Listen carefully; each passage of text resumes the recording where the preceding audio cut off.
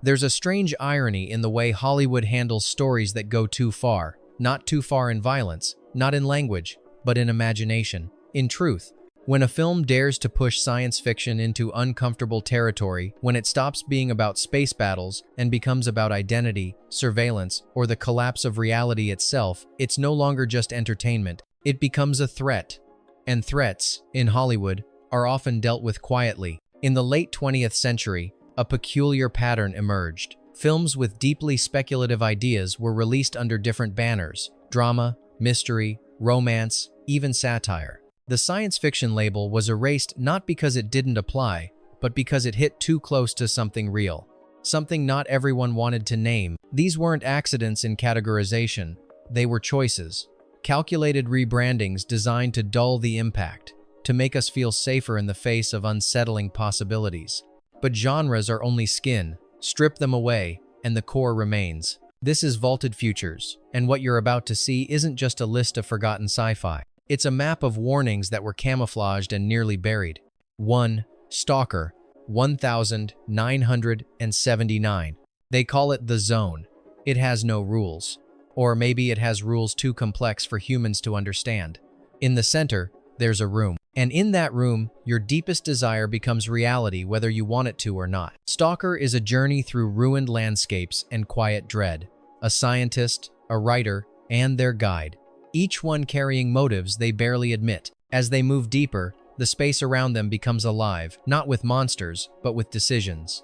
Delayed, waited, observed. When it was exported, distributors avoided the label science fiction. Too abstract, too slow, too spiritual. But Stalker is sci-fi at its most honest. Not about tools, but about thresholds. Not about technology, but about consequence. The zone is not dangerous because it kills. It's dangerous because it gives you exactly what you've asked for, even if you lied to yourself about what that was.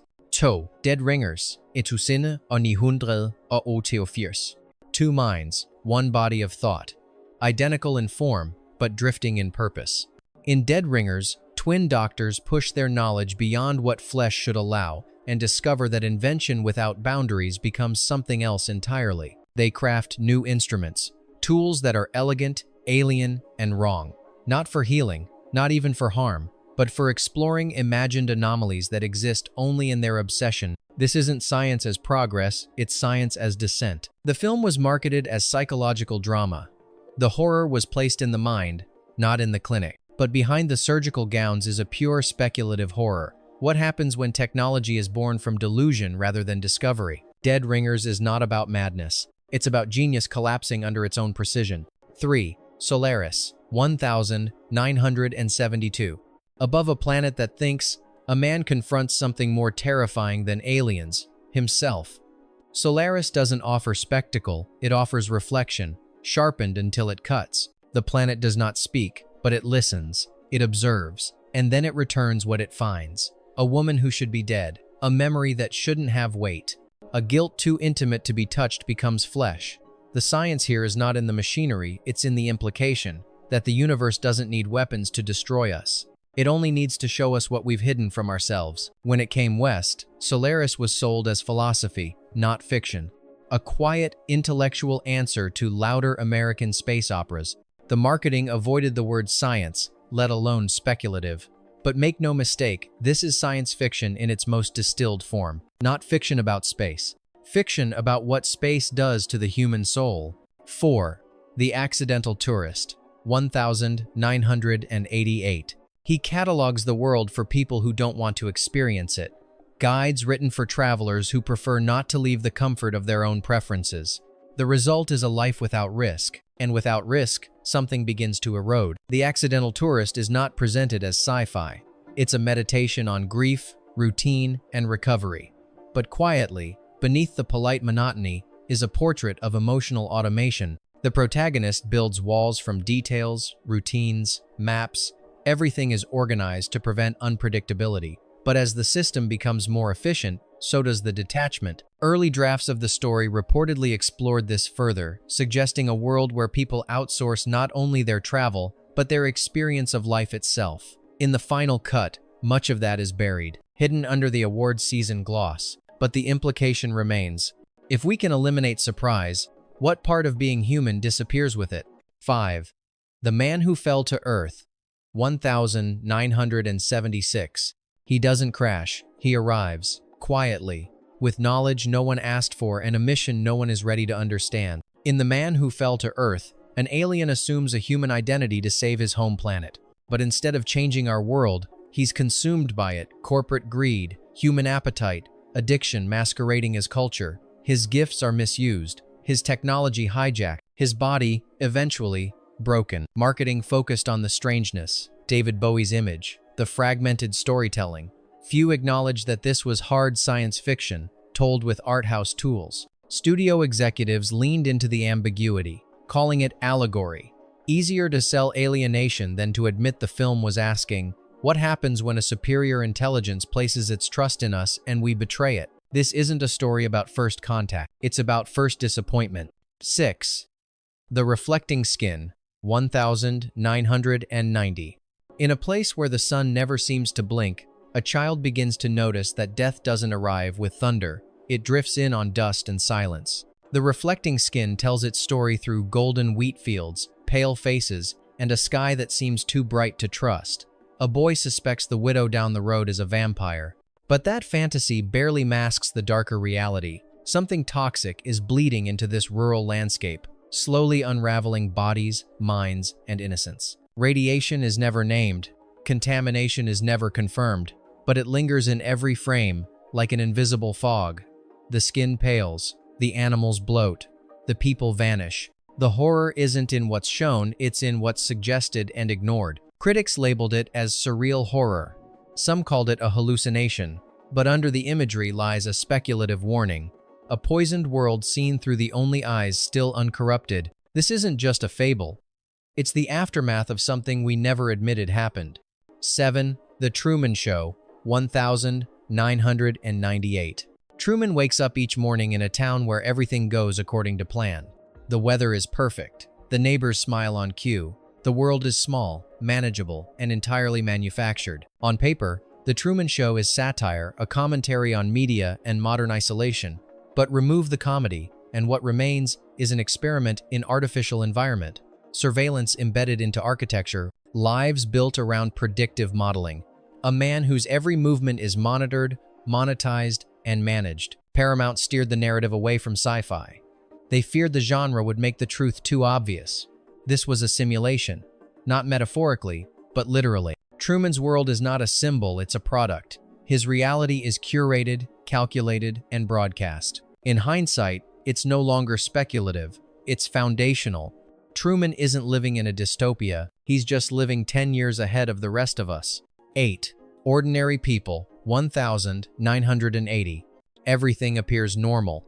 A well-kept home, controlled conversations, a family working through loss. But the silence between their words stretches too long. The smiles crack a little too easily, and something begins to feel engineered. Ordinary People is remembered as an emotional drama, but watch it closely, and it plays like a closed experiment. Memories misalign. Emotional reactions play out with unnatural precision. Time loops, not visibly but emotionally, as if someone is resetting the script behind the scenes. This isn't just a story of grief, it's a simulation of grief. The more they try to express themselves, the more mechanical their responses become. The genre label was never applied, and yet the film behaves like speculative fiction wearing a mask of prestige cinema. What if this isn't a story about healing? What if it's a test to see how much pain a system can contain before something breaks? No. Jacob's Ladder, 1990. Jacob walks through a city he no longer recognizes. The streets flicker, the faces shift, time bleeds into itself, and every answer he chases fractures into more questions. Jacob's Ladder is a descent into the fog of memory, trauma, and something worse: manipulated perception. On the surface, it's a veteran struggling with grief, but beneath that surface is a different machinery, one designed to warp consciousness, test thresholds, and erase the line between hallucination and design. The studio avoided the label science fiction, pushing the film as psychological horror. But the deeper you go, the more clinical it feels. Government experimentation, chemical agents, the kind of testing that doesn't leave bruises, only rewired minds. Jacob isn't just haunted, he's altered. The world around him doesn't crumble because he's broken. It crumbles because it was never real to begin with. 10. The Rapture, 1991. She starts the film as a hedonist. She ends it staring into a sky that has opened. The Rapture doesn't flirt with apocalypse, it embraces it. It doesn't hint at judgment. It delivers it. With all its silence and terror intact, the transformation is gradual. The signs come slow, then all at once. What begins as spiritual doubt becomes certainty, terrible, unshakable certainty. And in the final act, the film crosses a line few dare approach. What if revelation is literal, not symbolic, not moral, but real? The studio sidestepped the sci-fi entirely, framing the story as a religious drama. But once heaven fractures the atmosphere and time ceases to behave, there's no denying what kind of story this really is. The Rapture dares to present a speculative end, not as metaphor, but as operating system. It's not asking what we believe, it's asking what happens when belief becomes infrastructure and the sky answers back. 11. Safe, 1995. Carol lives in a home so clean it might be sterile. Her clothes are spotless, her smile is practiced, but her body is beginning to betray her. Scents, chemicals, the air itself, everything makes her sick. In Safe, illness becomes a mirror reflecting the invisible poisons of modern life. No clear cause, no agreed diagnosis. Her world doesn't respond with sympathy, only discomfort. As she deteriorates, she seeks refuge in isolation, retreating from a society that no longer feels survivable. The film was marketed as psychological drama, a character study. But there's something more chilling at play. A speculative scenario where humanity evolves into a species allergic to its own inventions. Pollution without gas masks, collapse without explosions. Safe whispers instead of shouts. But its vision is clear. The future won't arrive in sirens and fire. It will arrive slowly, silently, through every breath we take. 12. Brainstorm, 1983. A machine that records the full spectrum of human experience, not just sight and sound, but the feel of memory, the rush of emotion, the final seconds before death. In Brainstorm, the boundary between observer and subject dissolves into data. At first, the invention seems like wonder. Empathy becomes shareable. Experience becomes transferable. But wonder mutates quickly. The same device that can capture joy can also transmit fear, trauma, even oblivion. The moment death is recorded, the experiment crosses into something irreversible. The studio hesitated. Natalie Wood's sudden death during filming complicated the project, but so did the story itself.